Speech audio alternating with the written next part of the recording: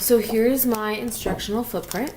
I'm going to be starting on this side, and I'm going to be combining my describe and analyze section.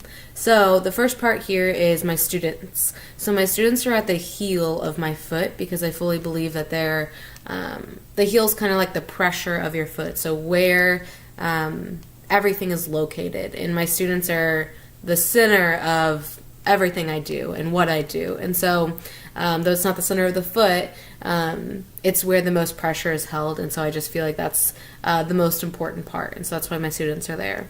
And then I have the heart at my soul, and my family is combined with that, but then my family is also my students, so I have those combined together.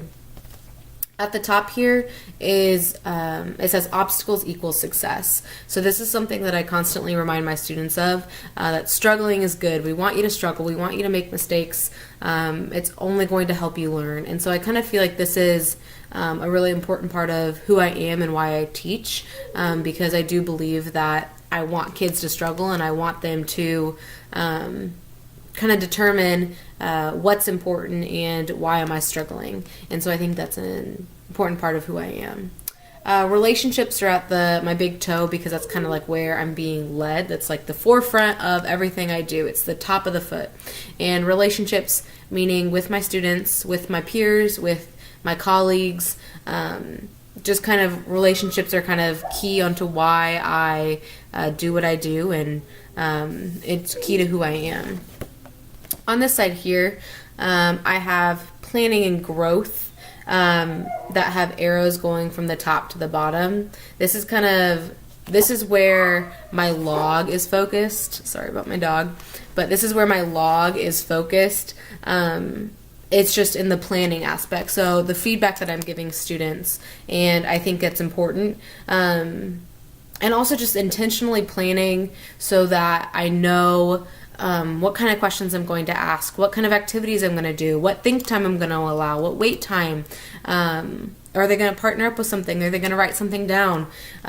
Intentionally planning those aspects so that my students can grow. I feel like these two are easily combined, and so it's something that I really want to focus on, and not something I have yet, but something that I feel is really important to who I am.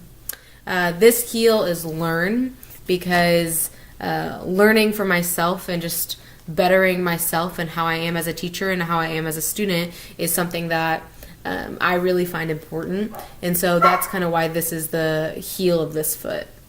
The big toe of this foot is just my future. Where am I heading?